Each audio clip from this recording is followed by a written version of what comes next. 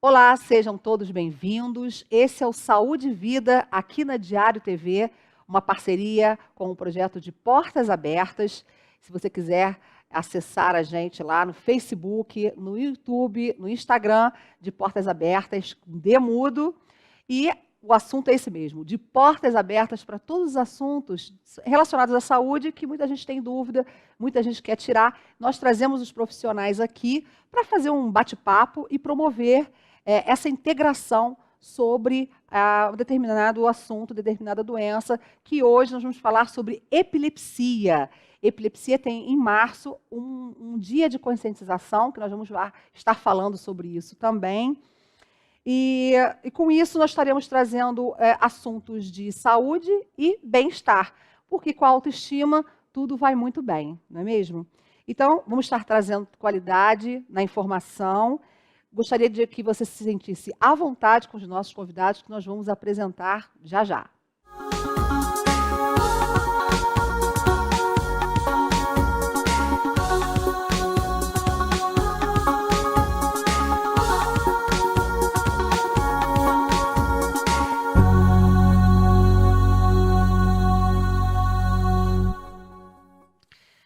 Então, para falar sobre epilepsia, um assunto que às vezes fica lá guardadinho, quase ninguém fala sobre o assunto, mas nós estamos trazendo à tona este assunto que aflige muitas famílias e muitas pessoas que não sabem como lidar com a doença.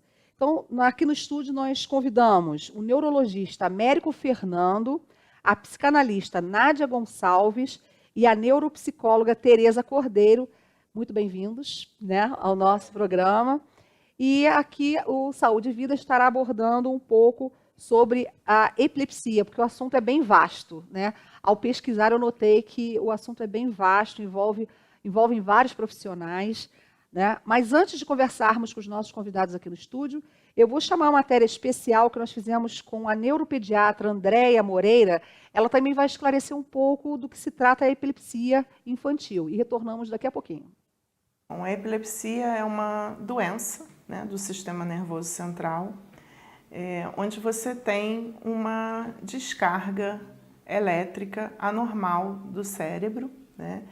E essa descarga elétrica anormal, ela vai se manifestar clinicamente, na grande maioria das vezes, através de crises convulsivas ou, né, chamadas também crises epiléticas, né?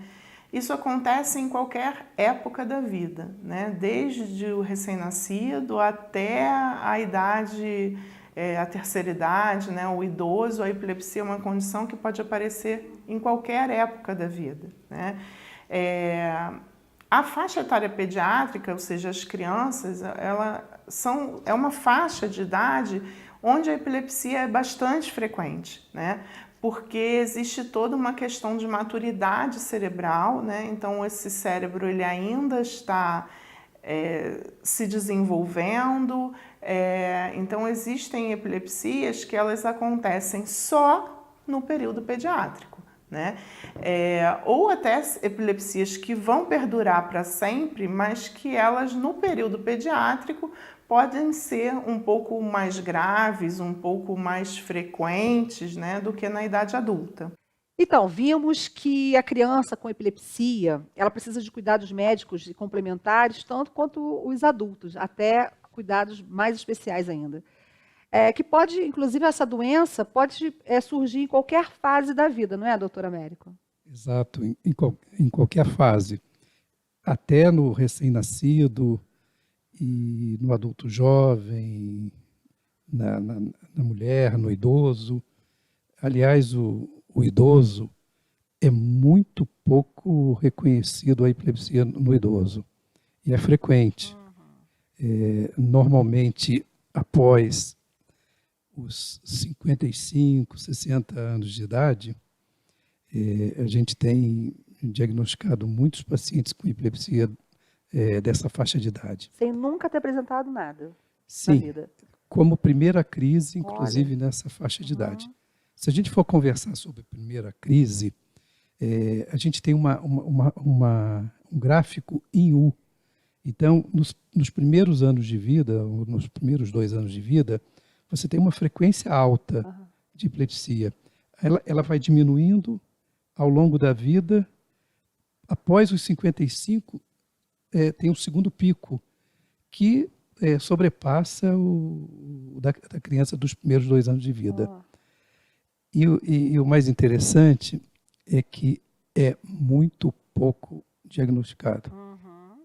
Para você ter ideia, a epilepsia no idoso é considerada a terceira condição mais frequente, condição neurológica, que eu estou Sim. dizendo, mais frequente no idoso. Ela perde apenas para o AVC, que é o acidente vascular cerebral, e para a demência. A epilepsia vem em terceiro lugar, ou seja, é muito frequente e muito pouco Na frente do identificada. Parkinson, na frente de tudo. Vem lá na frente. E Lá. pouco difundido, parece que a família meio que Isso. esconde, encobre, né? É, e a gente, inclusive, precisamos, porque nós andamos na rua, podemos nos Sim. deparar com uma situação de crise, ou você na academia, ou na Sim, escola. sim.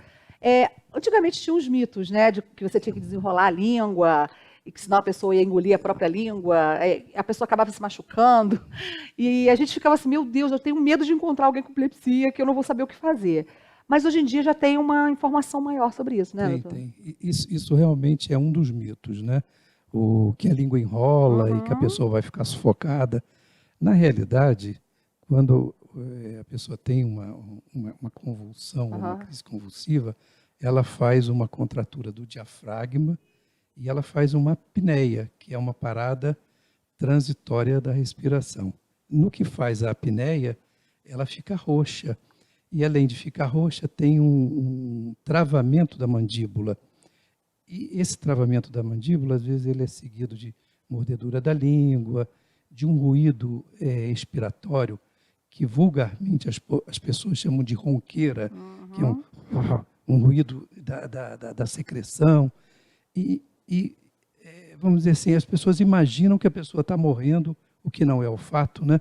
E que a língua esteja enrolando, e que por a língua estar enrolando, Sim. ela está sem respiração e vai morrer. Aham. Não é o caso. O que se tem que fazer nesse momento, primeiro é proteger a pessoa, porque normalmente a pessoa passa mal de pé ou sentado e vai ter uma queda. Uhum. E deixar a pessoa em posição lateral, porque alguns pacientes têm vômitos, e esses vômitos vão para a parte respiratória e realmente a pessoa pode fazer um quadro de broncoaspiração e morrer. Por isso que a gente tem assim um cuidado muito especial com os pacientes que têm epilepsia, principalmente numa epilepsia que predomina crises noturnas. Porque na crise noturna, se o paciente estiver em decúbito dorsal, ou seja, de barriga para cima, Barriga para cima. Aham. e tem pacientes que só têm crises noturnas. Tem outros que têm noturnas e diurnas, mas existe um grupo que só tem crises noturnas. Então, nós pedimos sempre que tenha alguém dormindo próximo, porque normalmente a crise dá algum aviso, dá algum sinal, aí você vira a pessoa de lado, aguarda passar a crise, não tenta abrir boca, nem botar colher, nem fazer alavanca, nem enfiar o dedo. Tem pessoas que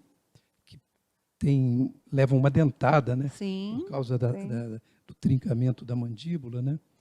E aguarda a crise passar. Essa Não- crise, desculpa, essa crise dura por volta de quanto tempo? Ela é muito variável, mas ela normalmente não passa de 10, 12 minutos, porque a crise não é só o fenômeno de trincar os dentes, ela também tem uma fase tônica, com enrijecimento, tem pacientes que viram os olhos, a cabeça, se entortam. Depois tem uma fase clônica, que são aqueles movimentos de abalos, né?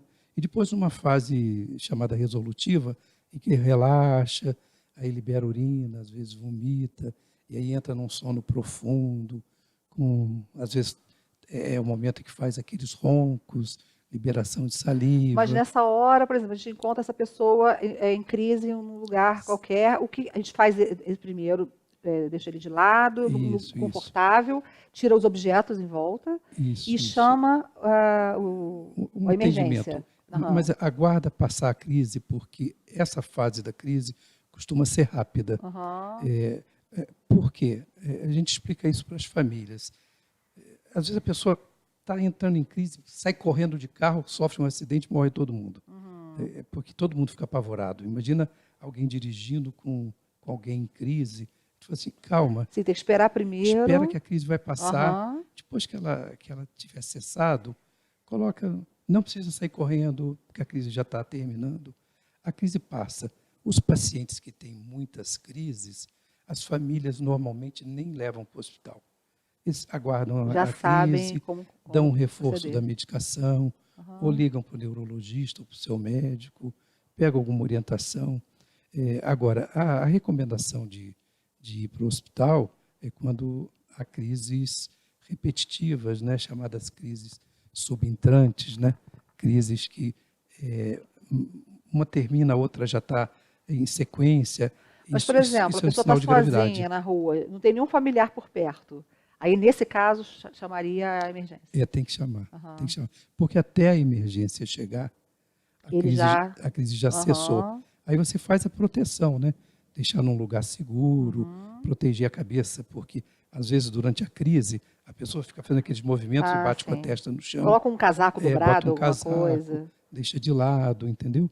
Então, outro mito que o pessoal pensa que epilepsia é uma doença mental. E não tem nada com isso, né? Ela é uma doença do sistema nervoso, mas tem aspectos da epilepsia que lembram quadros mentais. Por exemplo, tem crises que no início da crise a pessoa tem o que a gente chama de aura. Aura é o início da crise, né? Tem pacientes que têm aura fóbica, com medo, com mudança de comportamento, com agitação, com inquietude, e depois desmaiam, porque existem vários tipos de sintomas, inclusive sintomas psíquicos.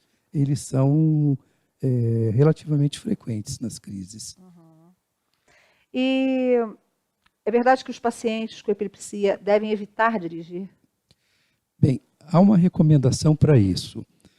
Por exemplo, nos Estados Unidos, isso logicamente depende de cada estado, o portador de epilepsia, a pessoa, vamos supor que tenha tido uma primeira crise convulsiva ou uma segunda crise convulsiva. O médico, o neurologista, ele é obrigado a comunicar o serviço de trânsito. O serviço de trânsito recolhe a carteira de habilitação, pede um laudo do médico, normalmente o laudo do médico, o médico já está, logicamente, ali informando que o paciente não deve dirigir, entendeu? E aí eles retêm a carteira de habilitação e pedem que a cada 3 meses a pessoa traga um laudo para comprovar que ele está sendo visto pelo médico e, principalmente, comprovar que ele está sendo medicado. Sim. Então, isso é interessante porque cria uma adesão ao tratamento. E esse serviço de trânsito, ele só vai liberar esse paciente depois de um determinado tempo, que logicamente isso depende de estado americano, né, de um para outro, normalmente em torno de 2 anos, se a pessoa não tiver tido crise, se tiver em uso de medicamento, ou se tiver tido alta, aí eles liberam a carteira. Mas lógico que isso tem diferenças entre os estados, né? E no Brasil há uma tendência a seguir essa orientação feita nos Estados Unidos, entendeu?